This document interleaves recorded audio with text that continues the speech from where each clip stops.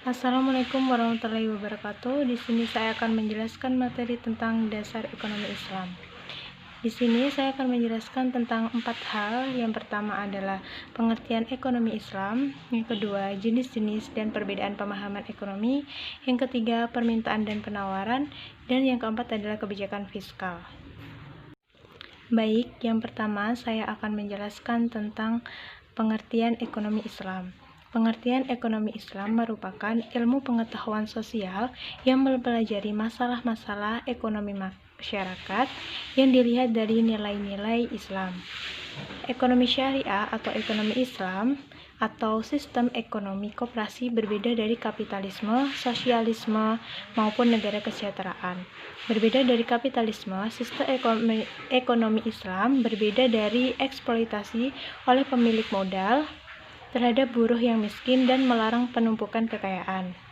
Selain itu, ekonomi dalam kacamata Islam merupakan tuntunan kehidupan sekaligus anjuran yang dimiliki dimensi ibadah yang teraplikasi dalam etika dan moral syariah Islam.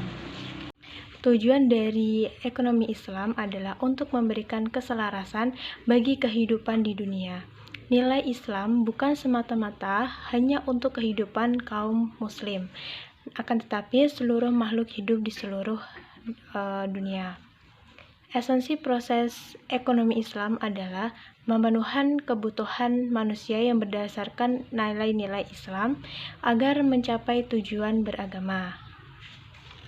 Baik, materi yang kedua adalah jenis-jenis dan perbedaan pemahaman ekonomi. Jenis-jenis ekonomi terbagi menjadi dua, yaitu ekonomi mikro dan ekonomi makro. Di sini saya akan menjelaskan terlebih dahulu apa sih ekonomi mikro. Ekonomi mikro adalah studi tentang perilaku pengambilan keputusan individu, perusahaan, dan rumah tangga sehubungan dengan alokasi sumber daya.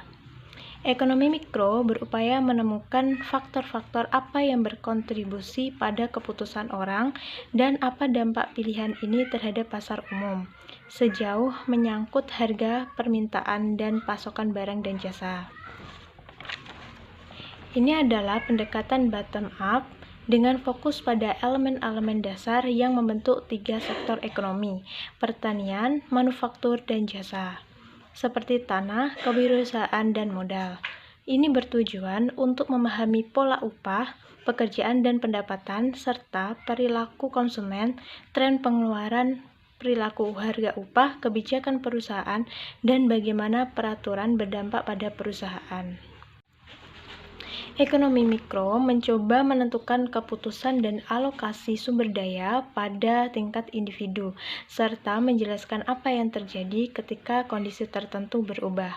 Ekonomi mikro menentukan untuk memahami hal berikut, seperti bagaimana orang dan rumah tangga menghabiskan anggaran mereka. 2. Kapan bisnis akan memutuskan untuk memperluas, berhemat, atau memberhentikan bisnis. Yang ketiga, bagaimana perusahaan akan membiayai bisnisnya. 4. Apa yang menyebabkan mereka memutuskan beberapa banyak pekerjaan yang dipekerjakan. Sebagai contoh, ekonomi mikro dapat menggunakan informasi dari laporan keuangan perusahaan untuk menentukan bagaimana organisasi dapat memaksimalkan kepastian produksi dan outputnya untuk menurunkan harga dan menjadi lebih kompetitif. Selanjutnya adalah ekonomi makro. Ekonomi makro merupakan studi holistik tentang struktur, kinerja, perilaku, dan proses pengambilan keputusan ekonomi di tingkat nasional.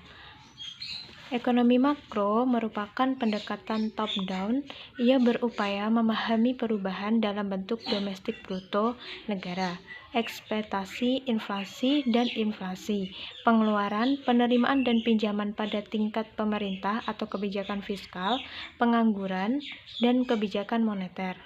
Hal ini dilakukan untuk mentafsirkan dan mengetahui keadaan ekonomi secara keseluruhan, sehingga kebijakan dapat dirumuskan pada tingkat yang lebih tinggi dan penelitian makro dapat dilakukan untuk tujuan akademik. Ekonomi makro menganalisis seluruh industri dan ekonomi daripada perusahaan atau individu tunggal dan berupaya menjawab pertanyaan seperti bagaimana seharusnya tingkat inflasi dan apa yang menerangkan pertumbuhan ekonomi. Ekonomi makro menentukan untuk memahami hal berikut. 1. Faktor mana yang menentukan berapa banyak barang dan jasa yang dapat diproduksi suatu negara. 2. Apa yang menentukan standar hidup suatu negara. 3. Apa yang menentukan jumlah pekerjaan yang tersedia dalam suatu ekonomi. Dan 4. Faktor-faktor apa yang menyebabkan ekonomi melaju atau melambat. Perbedaan umum ekonomi mikro dan makro adalah 1. Ekonomi makro berupaya menemukan perspektif umum di tingkat nasional, sementara ekonomi mikro berfokus pada perspektif individu di tingkat konsumen. Yang kedua, meskipun penawaran dan permintaan berlaku untuk kedua bidang, ekonomi mikro didasarkan pada tren pembeli dan penjual, di mana ekonomi makro berfokus pada berbagai siklus ekonomi seperti siklus utang jangka pendek, siklus utang jangka panjang, dan siklus bisnis. Selanjutnya materi yang ketiga adalah permintaan dan penawaran. Permintaan. Pengertian dari permintaan adalah sejumlah barang dan jasa yang diinginkan untuk dibeli atau untuk memenuhi kebutuhan pada berbagai tingkat harga dan waktu tertentu di pasar. Permintaan dapat dibagi menjadi dua, yaitu permintaan absolut dan permintaan efektif. Pengertian dari permintaan absolut adalah permintaan terhadap barang dan jasa secara umum dengan disertai atau tidak disertai dengan kemampuan untuk membeli. Sedangkan pengertian dari permintaan efektif adalah permintaan terhadap barang dan jasa yang disertai dengan kemampuan untuk membeli. Hukum dari permintaan menyatakan bahwa ketika harga suatu barang atau jasa mengalami penurunan, maka jumlah permintaan barang dan jasa tersebut akan naik, dan sebaliknya. Faktor yang memengaruhi permintaan adalah 1. Harga barang itu sendiri, yang kedua, pendapatan masyarakat, yang ketiga, intensitas kebutuhan, 4. Jumlah penduduk, 5. Selera, dan 6. Barang pengganti. Selanjutnya adalah penawaran. Penawaran merupakan sejumlah barang dan jasa yang tersedia di pasar untuk dijual pada berbagai tingkat harga dan waktu tertentu. Hukum penawaran.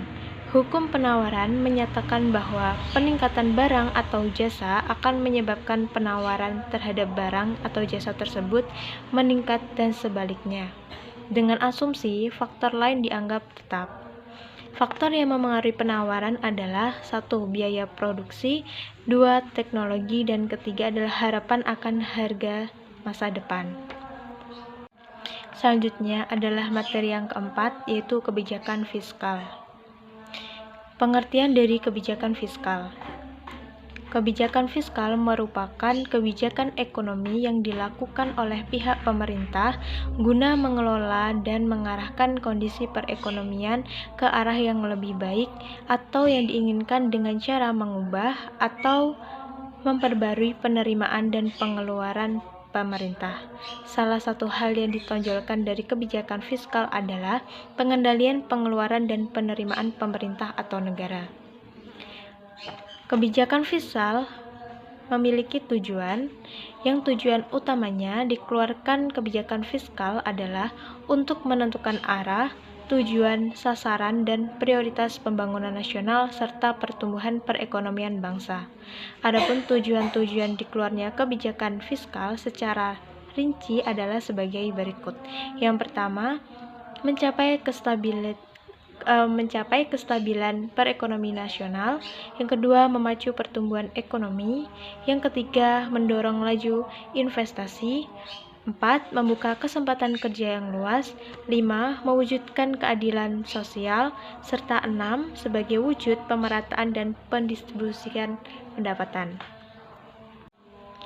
Kebijakan fiskal memiliki komponen penyusun yang terbagi menjadi dua, yaitu pendapatan negara atau pajak dan pengeluaran negara atau APBN. Pendapatan negara atau pajak sebagai komponen penyusun kebijakan fiskal karena sebagai sumber pembangunan bersifat memaksa dan tercantum dalam konstitusi atau undang-undang. Pengeluaran negara atau APBN yang merupakan kumpulan berbagai pengeluaran negara. Instrumen APBN terdiri dari pembangunan infrastruktur, pembangunan fasilitas umum, hingga biaya operasional pemerintah. Macam-macam dari kebijakan fiskal. Macam-macam kebijakan fiskal terbagi menjadi dua, yaitu berdasarkan teori dan berdasarkan jumlah penerimaan dan pengeluaran. Saya akan membahas macam-macam kebijakan fiskal berdasarkan teori. Berdasarkan teori terbagi menjadi tiga. Yang pertama adalah kebijakan fungsional, merupakan kebijakan untuk pertimbangan pengeluaran anggaran dan penambahan kesempatan kerja yang dilakukan oleh pemerintah karena akibat tidak langsung dari pendapatan nasional. Yang kedua adalah kebijakan disengaja, merupakan kebijakan fiskal yang dimaksudkan untuk mengatasi masalah-masalah ekonomi yang sedang dihadapi dengan cara memanipulasi anggaran belanja secara sengaja. Yang ketiga adalah kebijakan tak disengaja, merupakan untuk mengendalikan kecepatan siklus bisnis supaya tidak terlalu fluktuatif. Sedangkan macam-macam kebijakan fiskal berdasarkan jumlah penerimaan dan pengeluaran terbagi menjadi 4. Yang pertama adalah kebijakan fiskal seimbang, yang merupakan kebijakan yang memuat para penerima dan pengeluaran menjadi sama jumlahnya. Yang kedua adalah kebijakan fiskal surplus, merupakan kebijakan yang mana jumlah pendapatan harus sedikit lebih tinggi dibanding dengan jumlah pengeluaran. Yang kedua, kebijakan fiskal defisit merupakan kebijakan yang berlawanan dengan kebijakan surplus, berarti jumlah pendapatan lebih rendah dari jumlah pengeluaran. Yang keempat, merupakan kebijakan fiskal dinamis, yang merupakan suatu kebijakan yang mirip dengan kebijakan fiskal seimbang, namun dengan ditambah improvisasi, yaitu sama besar jumlahnya, tetapi seiring waktu keduanya akan bertambah besarnya. Sekian penjelasan saya mengenai materi dasar ekonomi Islam. Apabila ada kurang dan salahnya mohon dimaafkan. Wassalamualaikum warahmatullahi wabarakatuh.